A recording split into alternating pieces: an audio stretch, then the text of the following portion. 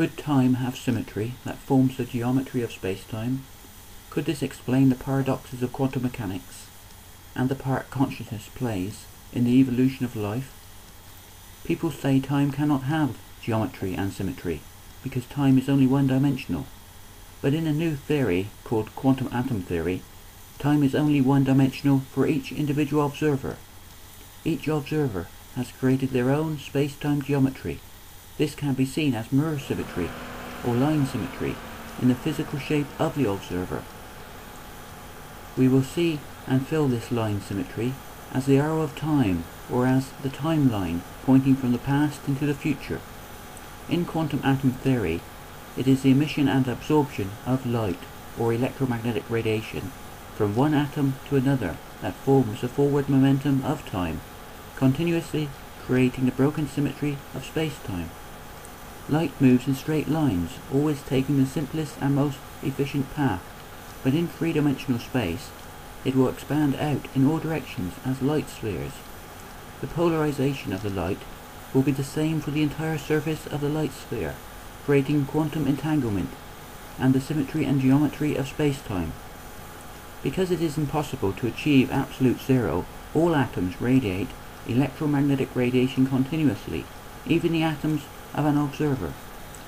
The atoms bond together and then create their own space-time geometry of broken symmetry in unison. Just like ripples on a pond, each atom will radiate out light spheres of quantized wavefronts. Each wavefront will create a probability of a future event. When a wavefront comes in contact with the electrons on the surface of another atom, it will create a new moment in time and space in the form of a photon-electron coupling. This has nothing to do with consciousness. All atoms create their own space-time geometry, but it is because life, in the form of an observer, can choose when and where to collapse the wave function that we have free will. Life will create its own ripples in the fabric of space-time, forming its own broken symmetry of its own evolutionary path. It is the conscious idea that leads to the physical act, but it is the action itself that collapses the wave function in quantum physics. The forward momentum of light, or electromagnetic radiation, is continuously creating a blank canvas for the observer that she or he can participate in. This is what Socrates called a sea of beauty. Therefore the observer will collapse the wave function, creating his own independent reality of time and space.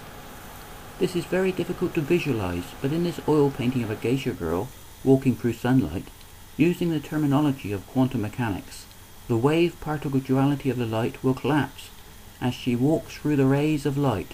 She will collapse the wave function into moments of time and space, creating her own space-time geometry. When any object performs an action, changing its position and momentum, it will also change the frequency of electromagnetic radiation. The Planck constant will then change relative to that frequency.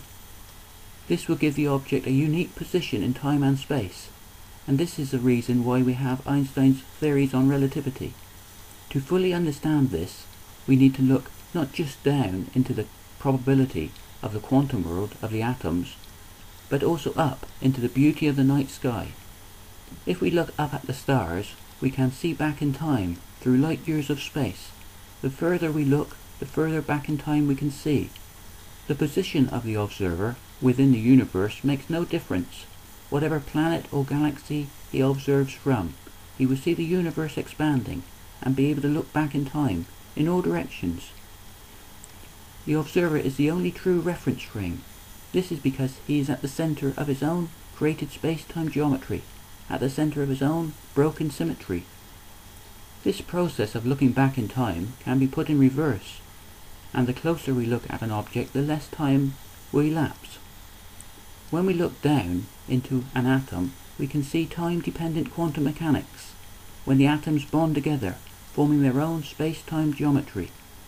But when we zoom in on an individual atom, we find time-independent quantum mechanics, and there is no flow or arrow of time.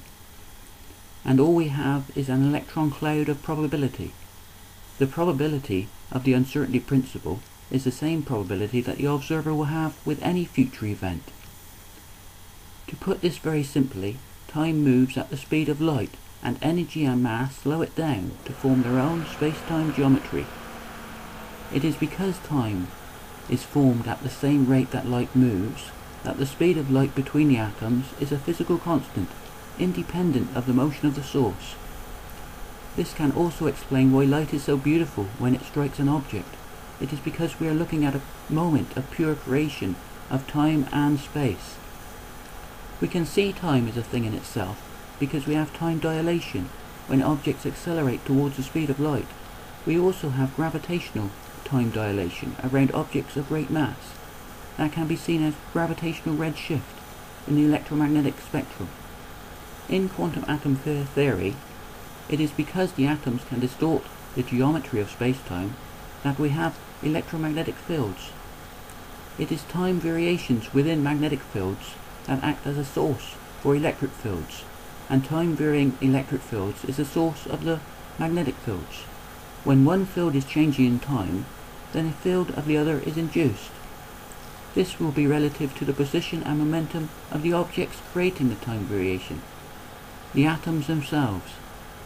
The magnetic fields are always at right angles to the electric fields, forming the local space-time symmetry and geometry that will spiral out, creating the visual and mathematical patterns of our universe. The greater the angle in space, the greater the curvature of space-time, the stronger the electromagnetic field at that point in space, and at that moment in time. This can be seen as sparks of light associated with static electricity. The atoms will even distort the geometry of space-time, creating electrostatic discharge in the form of lightning. In this theory, it is only logical that the wonders of modern physics and electronics are based on the paradoxes of quantum mechanics. This is because electric charge is quantized, and we generate electric power mainly by changing magnetic fields or moving a conductor through a magnetic field. This will distort the geometry of space and time, leading to the electromagnetic induction of our own created space-time. In other words, electricity. The quantum of quantum physics is the variable of time, forming the geometry and broken symmetry of space-time. This can be seen because the curvature of space-time has left something behind in the curvature of solid objects. There are no straight lines in nature, from the curvature of the moon to the bough of a tree to the growth rings of the tree itself. Everywhere we look, we can see, within the diversity of nature, the same common symmetry, the same guiding force. This can only be because of an underlying symmetry and a continuous process of symmetry breaking. The same patterns can be seen in seashells and spiral galaxies and throughout nature because the same process governed evolution of life. Early life forms moved towards the light, forming imperfections of their own broken symmetry, of their own evolutionary path.